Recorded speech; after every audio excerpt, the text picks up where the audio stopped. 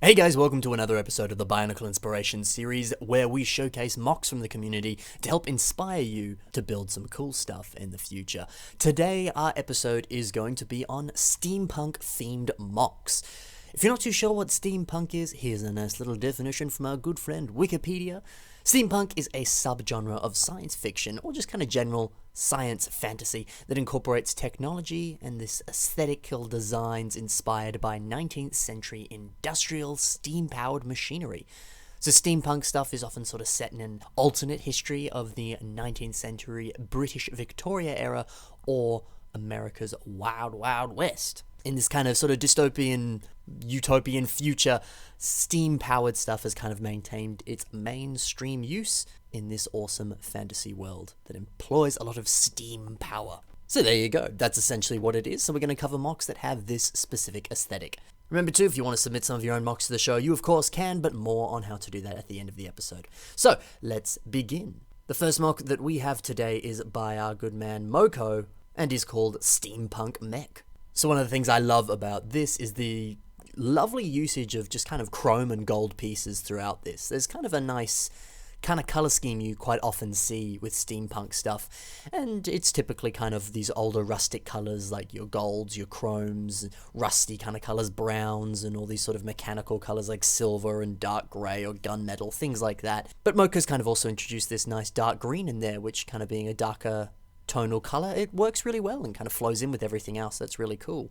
But like I was saying, all these chrome pieces in here really make the mock pop, and it's really unique and awesome to see chrome pieces in a mock because it's not something you see every day. It's also really cool too, this sort of lovely line of Lord of the Rings rings used here on the legs, and actually throughout the rest of the leg too.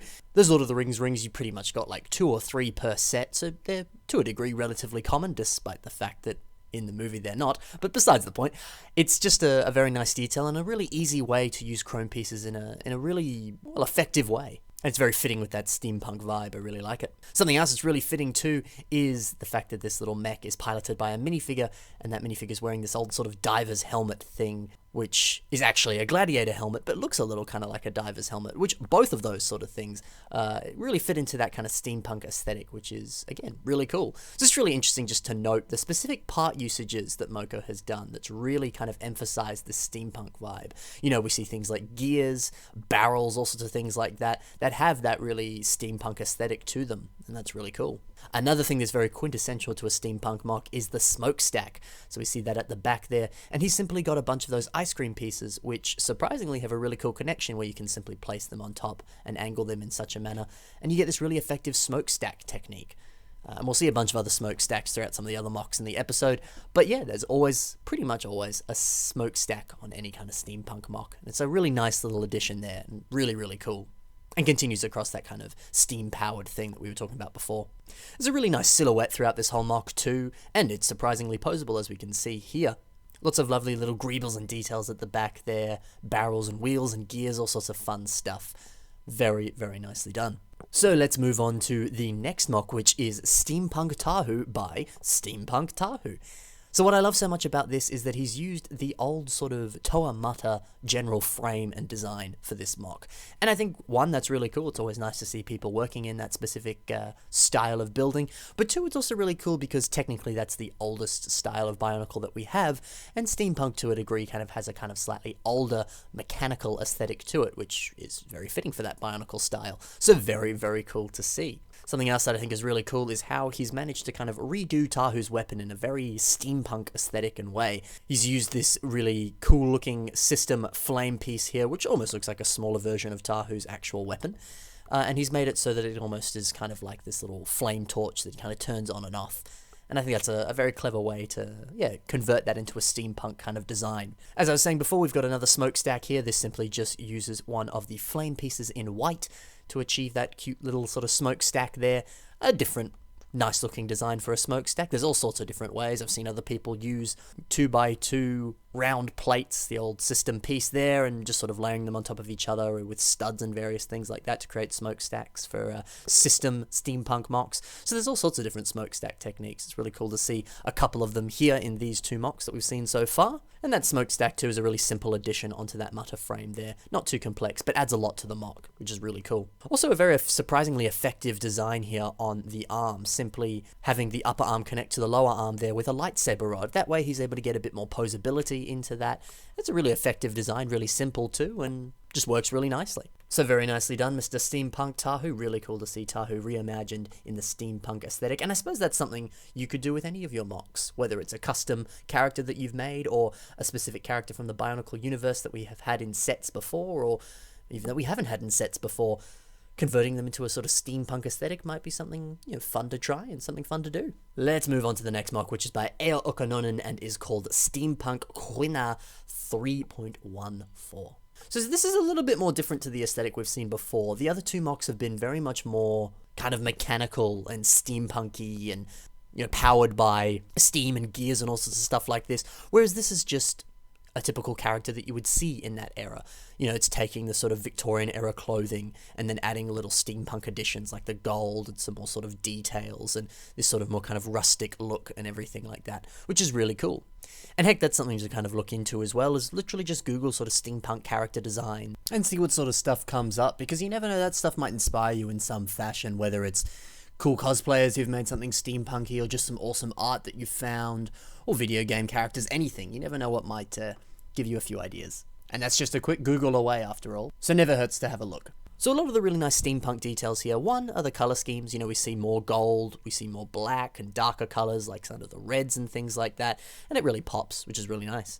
But another steampunk addition here is all these little accessories and details, things like the chains and the kind of nice ornate detailing on that Lord of the Rings shield there that's almost sort of looks like a kind of pocket watch or some sort of nice detailing to kind of hold her kind of dress up, stuff like that. It's just really nice to see and looks really cool. But another nice little steampunk detail we have here is the really awesome top hat and this sort of out there hair design that's very steampunky. And we take a closer look at that top hat. It's got these sort of goggles and things like that, which is something you see pretty commonly on any kind of sort of steampunk character, that sort of thing. And I think that's really, really nice to see and looks really, really cool. Also really interesting to note, because this is a humanoid human character, the flesh is actually white instead of maybe using tan or any other kind of flesh-coloured pieces. I think that's just interesting to note. There's multiple colours that you can use there for flesh.